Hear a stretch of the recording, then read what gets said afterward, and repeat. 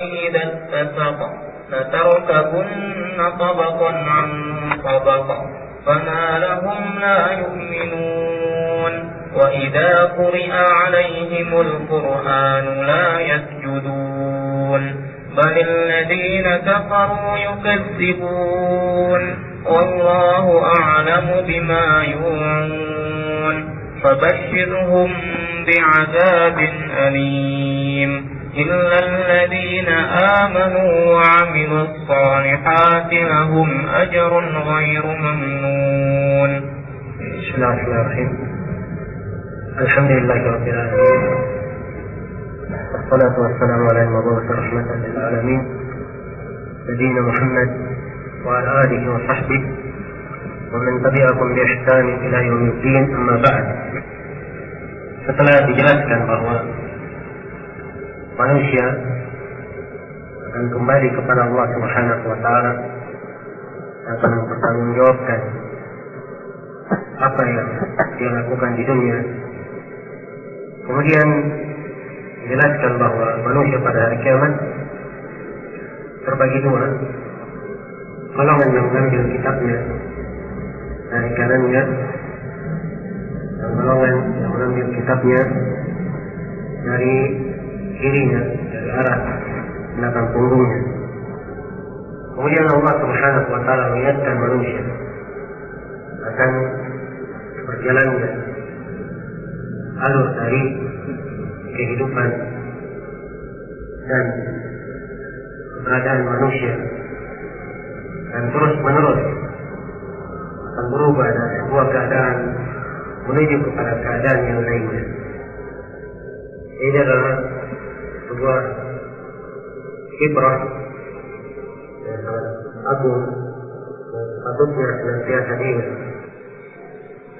Untuk menjelaskan hal ini, Allah Subhanahu wa taala berfirman mendahulunya dengan sumpah, "Fala uqsimu bisyafaq." Fa di sini adalah tafsir untuk jawabul qasam, untuk qasam dan jawabnya, dan telah lalu pencapangan yang lain dari bentuk sumpah dan jawabannya. Fala uqsim, kalimat la didatangkan untuk mentakkid makna. Kalau diartikan, maka sungguh saya bersumpah dengan asyafaq. Dan sudah berlalu pembicaraan tentang la ini ketika kita membahas surah At-Takwir, fala uqsimu bil khunnas. Ini sama dengan fala uqsimu bihadzal balad pada ayat yang akan datang, pada surah yang akan datang, dan juga di surah Al-Insan. Lamnya di situ adalah bermakna ta'kid, penekanan. Maka sungguh saya bersumpah bisyafaq, dengan asyafaq. Syafaq ada beberapa pendapat di kalangan ahli tafsir dalam menafsirkan ayat ini. Sebagian ahli tafsir mengatakan bahwa syafaq adalah waktu senja, dan ini yang dimaklumi dan diperkuat di dalam hadits Nabi sallallahu alaihi wasallam. Kata Nabi sallallahu alaihi wasallam, "Wal maghrib ma lam yaghib asy-syafaq." Dan waktu maghrib sepanjang asy-syafaq belum hilang, yaitu waktu senja. Iya. Dan sebagian mufassirin ada yang mengatakan bahwa asy-syafaq adalah waktu siang. Ada yang mengatakan bahwa asy-syafaq adalah matahari. Fala uqsimu bisyafaq, sungguh saya bersumpah dengan asy-syafaq, dengan waktu syafaq, yaitu waktu senja. Wal laili wa ma wasaq, dan demi malam dan apa yang ia kumpulkan. wasaq, apa yang berkumpul padanya, apa yang bersatu padanya, dan apa yang tadinya terpencar darinya kemudian kembali kepadanya. Dan dinamakan wasaq, mengumpulkan, sebab di malam mengumpulkan banyak keadaan, dan di malam terkumpul dari makhluk-makhluk yang keluar di waktu malam, dan manusia dekat kepada pasangannya masing-masing di waktu malam. Dan ini lebih menguatkan makna penafsiran asy-syafaq sebelumnya. Jadi seakan-akan dalam ayat menurut Ibnu Jarir rahimahullahu taala, sungguh saya bersumpah dengan asy-syafaq, yaitu di waktu senja yang menunjukkan siang akan berlalu, dan saya bersumpah dengan waktu malam dan apa yang dia kumpulkan, yaitu dengan waktu malam ketika ia mulai datang. Wal qamari idza tasaq, dan demi bulan dan apa-apa yang ia berada di tengah-tengah. Maksudnya apa yang berada di tengah-tengah ketika bulan itu sedang purnama atau nampak seluruh dari cahaya bulan, sempurna penampakannya. Ini pada malam ke-13, 14 dan 15 pada bulan itu.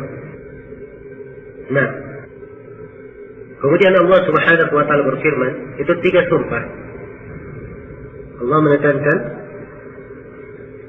perkara yang akan disebutkan dengan 3 sumpah sebelumnya. Kemudian Allah tekankan apa yang Allah bersumpah dengannya. Allah berfirman, la tarkabunna tabaqan an tabaq. Iya, sungguh kalian akan melalui, akan menjalani keadaan demi keadaan. Perhatikan di sini dari makna sumpah, ini menunjukkan keindahan Al-Quranul Karim di dalam membahasakan perintah yang diperintah kepada manusia atau hal yang ditekankan kepada manusia. Allah bersumpah dengan 3 makhluknya yang agung dan tanda-tanda kebesarannya. Yang pertama dengan waktu syafaq, kemudian yang kedua dengan malam, yang ketiga adalah dengan bulan. Dan 3 makhluk ini terjadi padanya perubahan dan bersilih ganti padanya cahaya maupun kegelapan. Setelah bersumpah dengan 3 hal ini, kemudian Allah terangkan bahwa manusia akan melalui keadaan demi keadaan, terjadi perubahan demi perubahan di dalam kehidupannya. Iya. Dan telah berlalu bersama kita di berbagai ayat yang atau di berbagai surah bahwa penyebutan sumpah, Allah bersumpah dengan makhluknya, itu menunjukkan kebesaran Allah Subhanahu wa taala. Allah Maha Besar dan Maha Agung, yang menunjukkan kebesarannya. Allah bersumpah dengan siapa yang Allah kehendaki, dengan makhluk-makhluknya. Kalau tanda-tanda kebesarannya seperti siang, malam, waktu senja, bulan, ini adalah hal yang sangat agung dan besar, maka tentunya yang menciptakannya dan yang mengadakannya lebih agung dan lebih besar. Iya. Dan Allah Subhanahu wa taala melakukan apa yang Allah kehendaki. Adapun makhluk tidak boleh bersumpah dengan nama makhluk. Makhluk hanya boleh bersumpah dengan nama Allah Subhanahu wa taala. Karena itu siapa yang bersumpah dengan selain nama Allah, maka dia telah berbuat kesyirikan, berbuat syirik di dalam berucap, berlafaz. Iya, seorang muslim dan muslimat dituntut bersumpah hanya dengan nama Allah Subhanahu wa taala yang Maha Agung dan Maha Besar. Nah, kemudian firman-Nya la tarkabunna tabaqan an tabaq. Demikian di dalam bacaan yang kita baca dari riwayat Asim dan juga di dalam riwayat Nafi' dan riwayat Ibnu Amir. Adapun dalam riwayat Al-Kisai, Hamzah, Abu Amr dan Ibn Katsir Al-Makki, mereka membaca ayat ini dengan bacaan la tarkabanna tabaqan an tabaq. Jadi banyak di fathah. La tarkabanna tabaqan an tabaq. Kalau la tarkabunna dalam bacaan kita itu berarti pelakunya banyak. Jadi diterjemahkannya sungguh kalian akan melalui. Kalau dibaca di dhamma ba'nya la tarkabunna. Kalau di bacaan yang kedua, di bacaan 4 qurra yang lainnya, la tarkabanna, sungguh engkau akan melalui keadaan demi keadaan. Nah, dan secara umum ayat ini ditafsirkan seperti itu. Sungguh engkau akan melalui keadaan demi keadaan. Sebab demikianlah ditafsirkan oleh Ibnu Abbas radhiyallahu taala anhu dalam riwayat Al-Bukhari, dan beliau berkata bahwa Nabi sallallahu alaihi wasallam menafsirkan seperti itu. Ketika Ibnu Abbas membaca ayat la tarkabunna tabaqan an tabaq, kata beliau halan ba'da hal. Qala nabiyukum sallallahu alaihi wasallam la tarkabunna tabaq an tabaq. Tabaq artinya tingkatan demi tingkatan kalau arti harfiahnya. Tapi di arti penafsirannya, sungguh kalian akan melalui keadaan demi keadaan, atau keadaan setelah keadaan yang lainnya. Dan Ibnu Abbas mengatakan bahwa ini adalah penafsiran dari Nabi sallallahu alaihi wasallam. Dalam memaknai ayat ini, karena ada dua bacaan tadi, dan saya sebutkan pada berbagai pertemuan yang sudah berlalu bersama kita, bahwa bacaan-bacaan Al-Quran seperti yang terdapat di sini pada bacaan la tarkabunna dan dibaca juga la tarkabanna, ini semuanya datangnya dari Allah Subhanahu wa taala. Dan dimaklumi bahwa Al-Quranul Karim diturunkan di atas 7 huruf. Yang banyak dari mufassirin menafsirkannya yaitu di atas 7 bahasa dari bahasa orang-orang Arab. Mereka membaca sesuai dengan apa yang mudah dalam bahasa mereka. Dan dari keindahan adanya beberapa bacaan ini, hal tersebut semakin menunjukkan keluasan makna dan memberikan kandungan faedah yang lebih besar dan lebih banyak lagi. Dan ini nampak di dalam bacaan itu. Kalau dibaca la tarkabunna tabaqan an tabaq, maka ini akan mencakup perubahan keadaan, apakah itu keadaan berkaitan dengan tempat, atau perubahan keadaan berkaitan dengan waktu, atau perubahan keadaan berkaitan dengan badan, atau perubahan keadaan berkaitan dengan hati. Berkaitan dengan hati. Nah, di antara para mufassirin ada yang menafsirkan kalau dibaca la tarkabunna, ingat ya, dibaca la tarkabunna. Di antara para mufassirin ada yang mengartikan la tarkabunna yaitu kalian wahai manusia. Kalian wahai manusia sungguh akan melalui keadaan demi keadaan. Apa yang dimaksud keadaan demi keadaan? Kalian akan melalui berbagai fase dan kejadian di dunia dan pada hari kiamat. Adanya kengerian mati, kemudian keadaan di alam kubur, kemudian hari kebangkitan, kemudian hari diberikannya catatan, kemudian berubah timbangan, kemudian berubah melalui jembatan, kemudian surga atau neraka. Perubahan dari keadaan menuju kepada keadaan yang lainnya. Ini pendapat yang pertama. Pendapat yang kedua ada yang menafsirkan,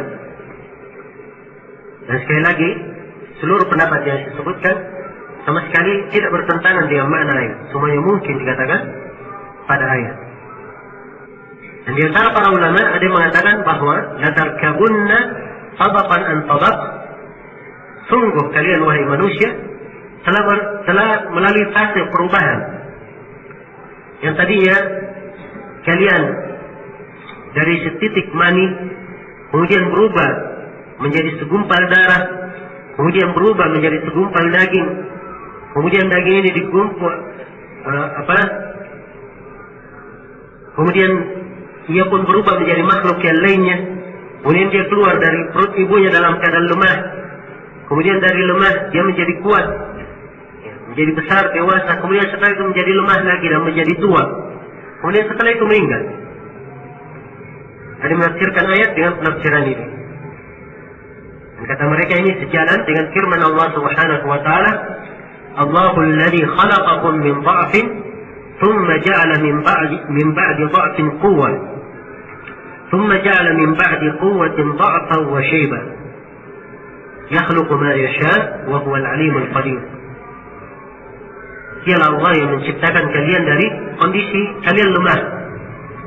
Kemudian setelah lemah dijadikan ada kekuatan. Dan setelah kuat kembali dijadikan lemah ditambah dengan ketuaan.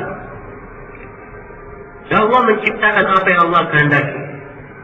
Dan dialah Allah yang maha mengetahui lagi maha mampu. Ya. Dan di antara para ulama ada yang menafsirkan ayat. Mereka katakan bahwa manusia di dunia keadaannya berubah-ubah. Di dunia dan di akhirat.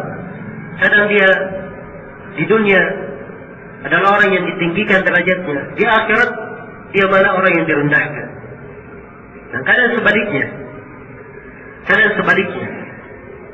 Dan mereka memaknai ayat ini sama dengan firman-Nya di surah Al-Waqi'ah, khafidatur rafi'ah. Allah yang merendahkan dan mengangkat. Ya. Dan di antara para ulama ada yang menafsirkan, yang tafsiran yang keempat, bahwa keadaan manusia berubah-ubah di dunia. Kadang dari sehat menjadi sakit, atau sakit menjadi sehat,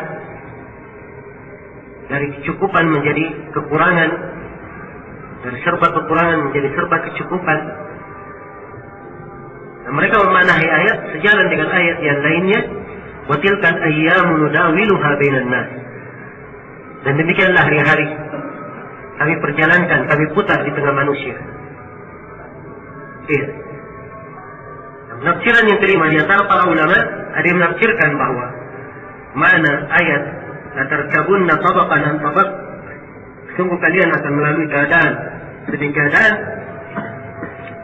kalian akan mengikuti jalannya orang-orang Yahudi dan Nasara. Kalau mereka pada suatu keadaan kemudian berpindah di keadaan yang lainnya, kalian juga mengikuti mereka. Dan ini sebagaimana di dalam hadis Rasulullah sallallahu alaihi wasallam, la tattabi'unna sanana man kana qablakum shibran bi shibrin dhira'an bi dhira'in hatta law dakhalu juhra dabbin la dakhaltumuhu. Sungguh kalian akan mengikuti jalan-jalan orang-orang sebelum kalian,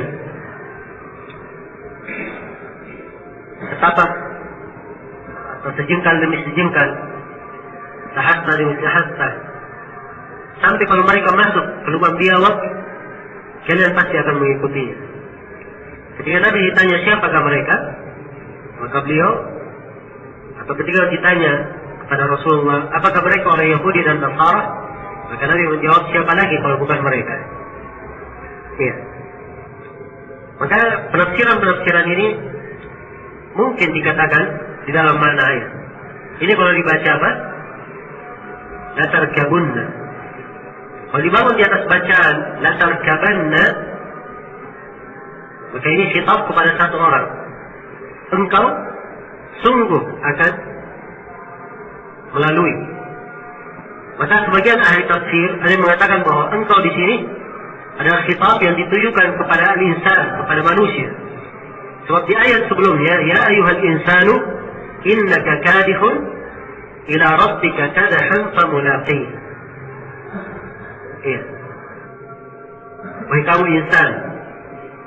Maka kalau dia yang diinginkan dengan insan telah berlalu bersama kita, dua penafsiran. Sebab latarkabunna kalau bermakna manusia sama saja dengan insan yang lainnya. Akan terjadi perubahan di dalam kehidupannya dan dia akan menjalani fase dari hari kiamat dari sebuah fase yang lainnya. Kemudian setiap manusia mengalami perubahan dari kehidupan dunia ini semenjak dia di perut ibunya sampai dia dilahirkan, kemudian dia meninggal, kemudian dibangkitkan.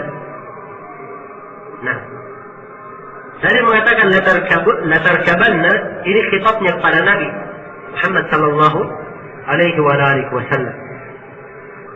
Iya.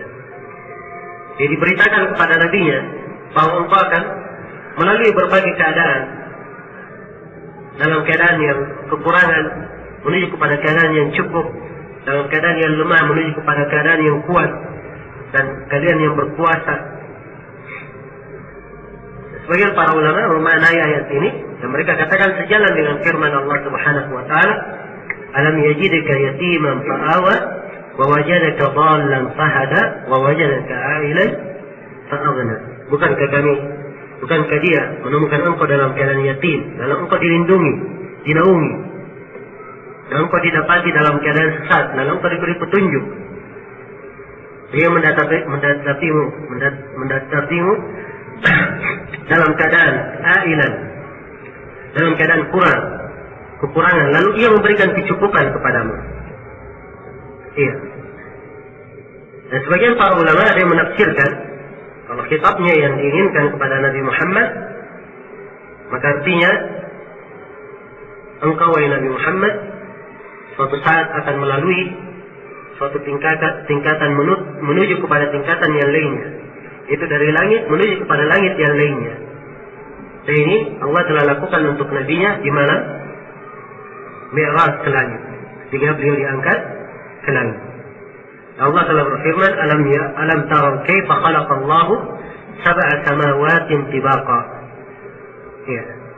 Bukankah kalian melihat bagaimana Allah menciptakan 7 langit yang bertingkat-tingkat, tibaqan dari tabaq, 7 langit yang bertabaq-tabaq. Nah, dan sebagian para ulama mufassirin ada yang menafsirkannya kembali kepada mana asal dari tabaq, yaitu engkau Nabi Muhammad akan melalui derajat menuju kepada derajat berikutnya. Ya. Sebuah tingkatan menuju kepada tingkatan berikutnya sehingga engkau semakin dekat kepada Allah Subhanahu wa taala. Jelas ini penafsiran di kalangan para ulama.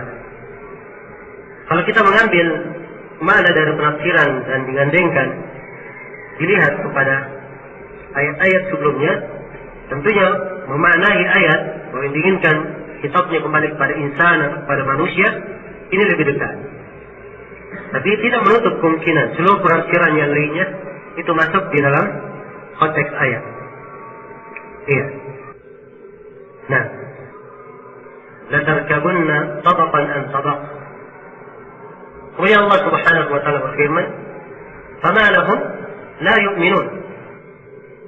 Ini adalah nasihat setelah Allah bersumpah dengan dia sumpah. Kemudian Allah ingatkan akan keadaan yang dijalani oleh setiap insan. Dia telah menjalani keadaan tersebut. Di dalam kehidupannya terjadi berbagai perubahan. Dia berpindah dari suatu tingkatan ke tingkatan yang lainnya, dari sebuah derajat ke derajat yang lainnya. Semuanya dia lalui. Harusnya hal tersebut menjadi tanda-tanda kebesaran Allah Subhanahu wa taala dalam hatinya. Dan yang menjadi sebab ia beriman dan bertakwa kepada Allah. Ya. Tapi kebanyakan manusia tidak beriman. Maka Allah mengingatkan, "Fama lahum la yu'minun." Ada apa dengan mereka? Kenapa mereka tidak beriman? Kenapa mereka tidak beriman?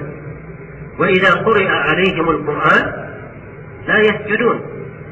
Kalau dibacakan kepada mereka Al-Quran, mereka tidak sujud. Dan ini keadaan kebanyakan manusia.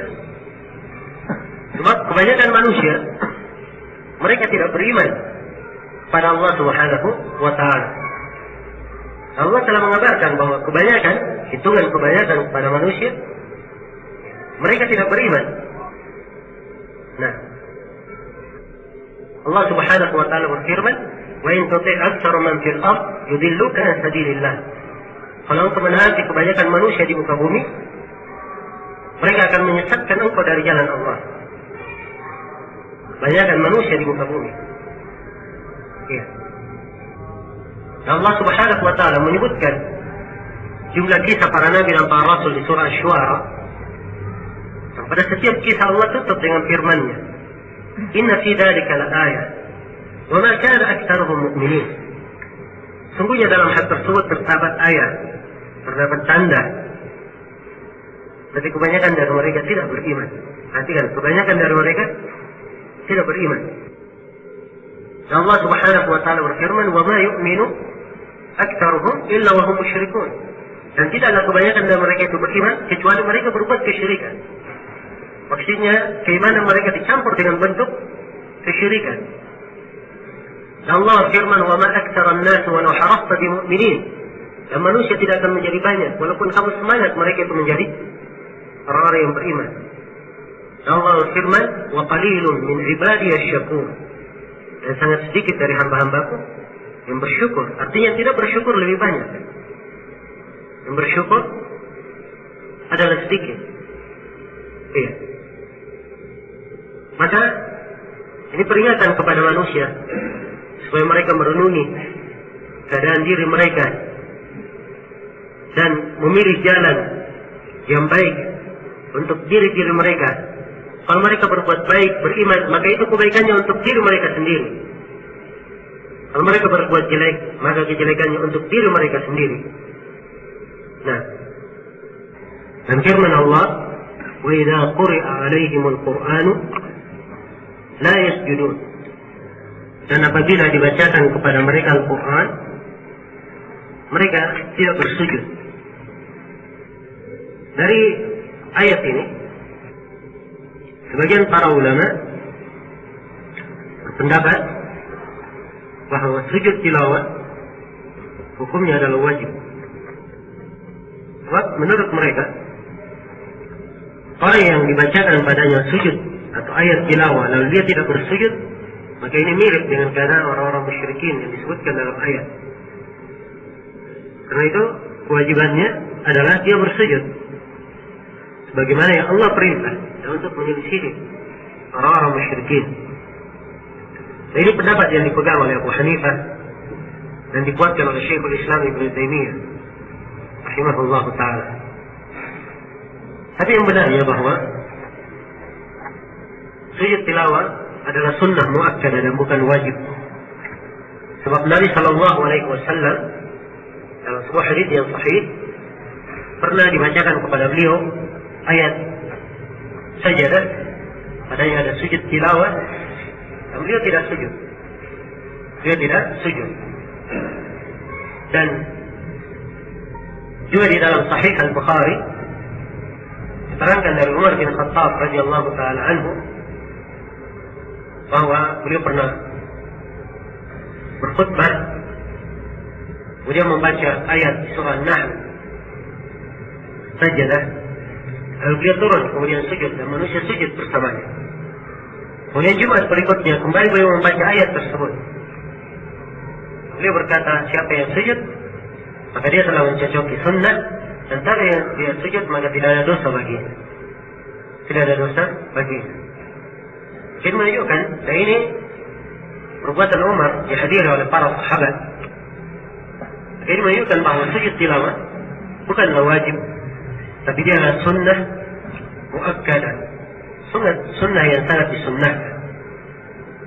Dan disebutkan dari keutamaannya hadits Abu Hurairah diriwayatkan oleh Imam Muslim, apabila anak Adam dibacakan kepadanya ayat sujud tilawah lalu dia bersujud, maka syaitan berlari dalam keadaan menangis. Kemudian dia berkata, wahai betapa celakanya saya diperintah sujud, saya tidak menaatinya, maka saya pun mendapatkan neraka. Dan anak Adam diperintah untuk sujud, dia melakukan sujud, maka dia mendapatkan surga. Perhatikan kalimat, dia mendapatkan surga. Maka ini pahala bagi siapa yang melakukan sujud tilawah. Dan di dalam ayat yang kita baca ini telah syahid dari Nabi Sallallahu Alaihi Wasallam dalam hadits yang diriwayatkan oleh Imam Al-Bukhari dan Imam Muslim, bahwa beliau melakukan sujud tilawah di surah Al-Insyiqaq. Dan demikian pula beliau melakukan sujud tilawah di surah An-Najm, di akhir surah An-Najm. Dan demikian pula di akhir surah Al-Alaq. Dan demikian pula dalam riwayat Al-Bukhari beliau melakukan sujud di ayat di surah Sad. Ini 4 tempat sahih dari Nabi Sallallahu Alaihi Wasallam beliau melakukan sujud. Ada pun tempat-tempat yang lainnya tidak ada hadis yang sahih dari Nabi Sallallahu Alaihi Wasallam. Hadis sahih dari sebagian sahabat, mereka sujud seperti dalam kisah Umar yang disebutkan tadi, sujud di surah An-Nahl. Kemudian hadis diriwayatkan oleh Imam At-Tahawi dalam Mushkil Al-Athar dari Ali bin Abi Thalib dengan sanad yang hasan. Ali bin Abi Thalib sujud di surah As-Sajdah. Di surah As-Sajdah. Dan jelas siapa yang melakukan sujud di tempat-tempat selain dari 4 tempat ini, ya, kalau dia berdalilkan yang perbuatan sahabat mengikuti zahir Al-Quran, maka tidak diingkari. Hal tersebut tidak diingkari. Tapi kalau dia terbatas pada apa yang datang dari Nabi Sallallahu Alaihi Wasallam, maka itu lebih mendekati kepada ittiba dan mencontoh Nabi Sallallahu Alaihi Wasallam. Ya. Sujud tilawah bukan bagian dari sholat, bukan bagian dari sholat. Karena Nabi Sallallahu Alaihi Wasallam pernah melakukan sujud tilawah diikuti oleh kaum muslimin, dan ada juga dari orang-orang musyrikin yang mendengarkannya mereka ikut sujud. Akan menunjukkan bahwa dia tidak ada kaitannya dengan salat dan bukan bagian dari salat. Karena itu tidak disyaratkan orang yang sujud tilawah dia dalam keadaan berwudu. Dan tidak disyaratkan orang yang sujud tilawah harus menghadap kiblat, walaupun afdalnya dia menghadap kiblat, dan walaupun afdalnya dia berwudu tentunya.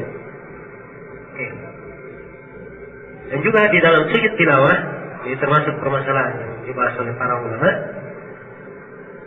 Kalau sujudnya dilakukan di dalam salat, apakah dia takbir sebelum sujud atau tidak? Ini ada 3 pendapat di kalangan para ulama. Sebagian para ulama mengatakan takbir ketika turun dan naik. Sebagian para ulama mengatakan tidak takbir sama sekali. Dan sebagian para ulama mengatakan dia takbir ketika naiknya saja. Ataupun ketika turun tidak perlu takbir sebab orang melihat di belakangnya. Jadi ketika dia naik dia takbir supaya orang-orang tahu bahwa ini dia telah selesai dari sujud tilawah. Nah, ini masalah erat pembahasannya dengan hal yang saya sebutkan tadi. Apakah sujud tilawah itu bagian dari salat atau tidak? Jelas? So, para ulama yang berdalilkan disyariatkan bertakbir, mereka memakai 2 dalil. Dalil yang pertama, mereka katakan bahwa di dalam salat Nabi menuntunkan bertakbir setiap turun dan setiap naik. Ketika turun untuk sujud tilawah dan ketika naik dari sujud tilawah itu termasuk darinya. Maka untuk menjawab pendalilan ini, kita kembali kepada akar masalah. Sujud tilawah dari salat atau bukan? Jelas? Kalau dia bukan dari salat, maka dalilnya bukan pada tempatnya. Yang kedua, mereka berdalilkan dengan dalil khusus. Ya. Di mana Ibnu Umar nukil dari Nabi SAW, Nabi melakukan sujud tilawah dan beliau bertakbir meninggalkan sujud. Ini hadis andai kata sahih, maka dia adalah nas di dalam masalah.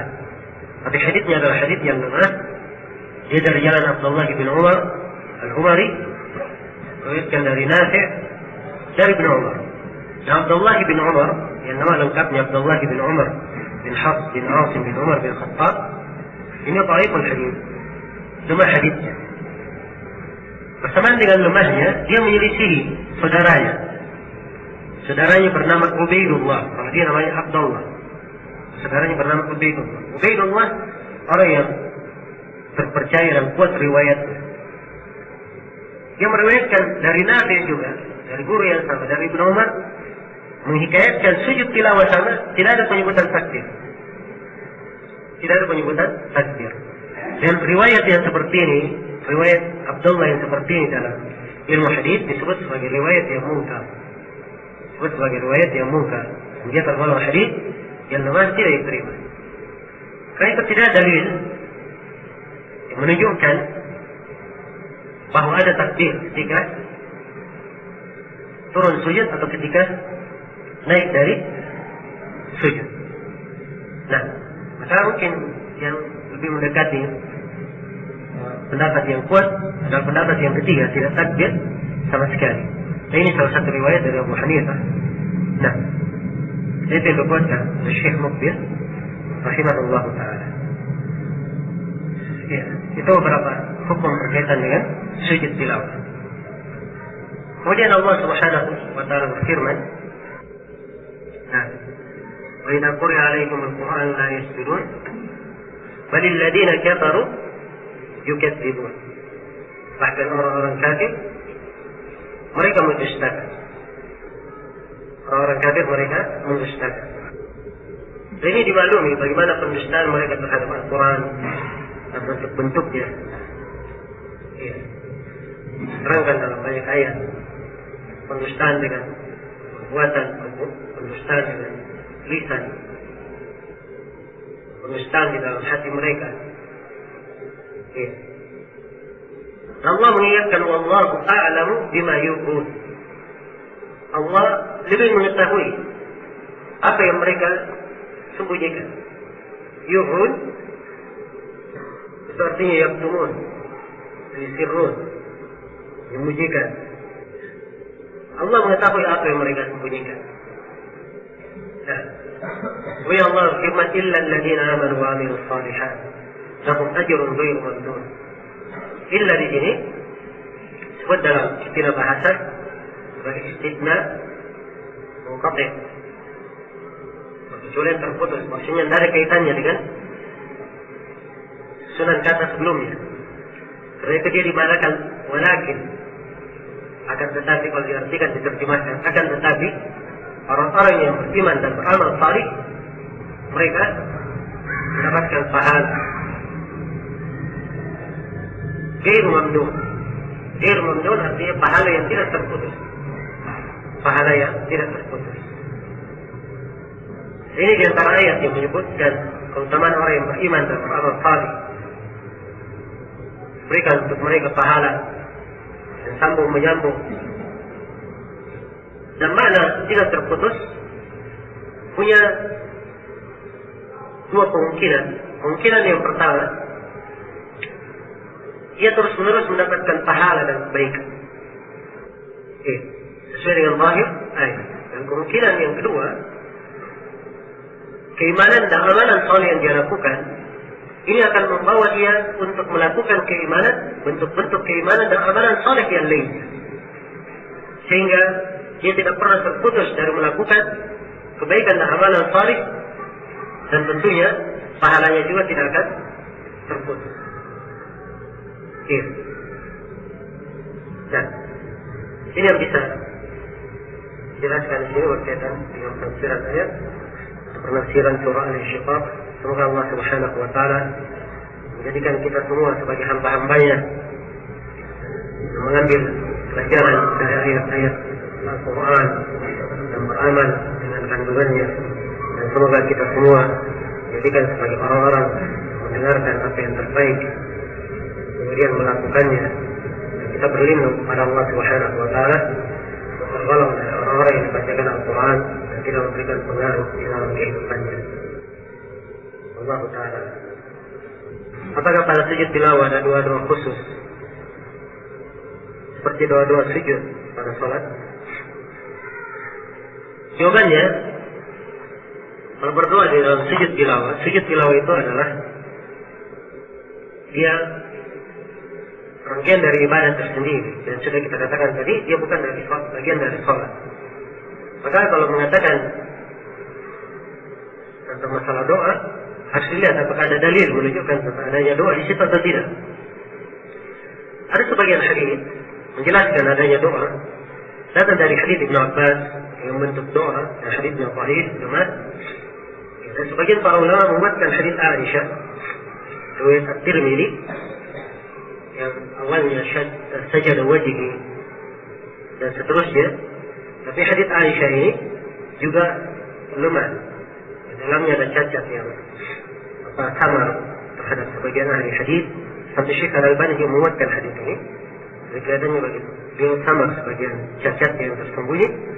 Hadis ini dari jalan Khalid bin Mihran Al-Hadza, meriwayatkan dari Abu Aliyah. Ya. Dan Khalid bin Mihran tidak mendengar dari Abu Aliyah. Bagaimana dalam Tahdhib At-Tahdhib. Maka kesimpulannya tidak ada doa khusus untuk sujud tilawah. Tapi kalau dia ingin berdoa dengan membaca doa yang dibaca dalam sujud seperti Subhanakallahumma wa bihamdik, astaghfiruka wa atubu ilaik.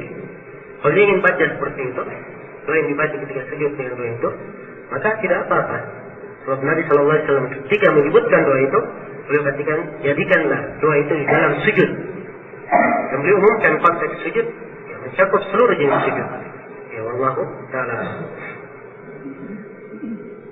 Dan Imam Ahmad di dalam Al-Masail juga ditanya apa yang dibaca dalam sujud tilawah. Beliau menyebutkan bagian doa yang lain yang dibaca di dalam seperti dibaca di sujud biasa. Bagaimana hukum imunisasi? Apa dalilnya? Benarkah imunisasi masih diperselisihkan ulama? Saya tidak tahu apa yang dipermasalahkan dalam imunisasi. Sebagian orang ada yang mengatakan bahwa imunisasi katanya suntikan vitamin yang membahayakan anak, bisa mendapatkan data dampak negatif dan seterusnya. Ya data ini butuh ucapan yang seperti ucapan yang besar, butuh pertanggungjawaban. Sebab suatu hal yang sangat sulit untuk dicerna oleh akal. Kalau di pemerintah apalagi diwajibkan di setiap tempatnya, diharuskan diratakan hampir di setiap tempat di wilayah Indonesia ini, kemudian pemerintah tidak tahu bahwa itu beracun, kemudian mengandung penyakit. Nah, maka ini betul pertanggungjawaban dan data ilmiah. Nah, dan kalau dari sisi asal, apakah harus imunisasi? Ya jawabannya tidak harus. Entah orang-orang dahulu juga hidup tidak ada imunisasi. Ya, tidak ada imunisasi. Tadi saya sebutkan di sini untuk bab memperjelas masalah. Ya, sebab berlebihan di dalam hal yang seperti ini kan apa namanya hal yang tidak baik. Dan saya sendiri tanyakan kepada Syekh Shalih Al-Fauzan tentang hukumnya ini. Dia katakan, kemudian saya sebut karena sebagian orang yang mengatakan bahwa itu bisa membahayakan anak. Beliau menyampaikan apa yang saya sebutkan itu tadi. Sebenarnya tidak mungkin pemerintah membiarkan suatu program yang mengandung kejelekan untuk masyarakat tanpa ada pemeriksaan dari mereka. Ini perlu dipelajari dan diperhatikan dengan baik. Nah, saya pernah mendengar di radio seorang ustaz tanda petik berkata bahwa ayat itu mempunyai tiang, tapi kita tidak melihatnya. Benarkah demikian? Jawabannya telah perkataan yang batil, menyelisih ayat Al-Quran. Banyak ayat menyebutkan bahwa Allah Subhanahu Wa Taala membangun langit tanpa tiang. Ya. Ada ayat di surah Ar-Ra'd, ada ayat di surah Luqman, ada ayat-ayat yang lain menunjukkan hal yang sama. Maka orang yang berucap seperti ini itu muncul dari kejahilan. Itulah masalahnya di masa ini. Kadang ada orang yang berbicara tentang agama dan dia sendiri hanya punya pengetahuan tentang agama yang sangat sedikit, tidak mencukupi untuk berbicara dalam hal-hal yang seperti ini. Nah, harusnya seorang berbicara, kalau dia ingin berbicara untuk berpasangan, dia berbicara sesuai dengan apa yang diketahui, dengan dalil dari Al-Quran atau dari hadis Rasulullah Sallallahu Alaihi Wasallam. Apa yang dia tidak ketahui, maka dia serahkan ilmunya kepada Allah Subhanahu wa Ta'ala. Apakah saya boleh berbohong karena untuk mendamaikan kedua saudara saya yang saling bermusuhan dan menjaga hubungan silaturahmi? Dan disebutkan dalam sebagian riwayat dari jenis berbohong yang diperbolehkan adalah untuk itu, untuk mendamaikan dua orang yang berpikir. Disebutkan hal yang kedua di peperangan, dan sebagian riwayat menyebutkan hal yang ketiga, pembicaraan suami kepada istrinya. Tapi yang benarnya itu bukan dari hadis Nabi, tapi itu mudraj dari ucapan Az-Zuhri yang bukan dari hadis Rasulullah Sallallahu Alaihi Wasallam. Nah, hadisnya dikeluarkan oleh Imam Muslim. Bolehkah kita memakan makanan yang dipersembahkan untuk sesajian, kalau bukan sembelihan? Sepanjang dia dipersembahkan untuk selain Allah, maka haram untuk dimakan. Tidak boleh untuk dimakan. Nah, apa hukum salat jika tidak tumaknina? Jadi lihat apa makna tumaknina yang diinginkan. Seorang Indonesia punya pengertian tumaknina berbeda dengan pengertian syarak. Kalau tumaknina yang diinginkan dalam bab salat, tumaknina salah satu rukun dari rukun salat. Tumaknina. Dalam artian kalau seorang salat, kalau dia berdiri, dia harus tegak berdiri sampai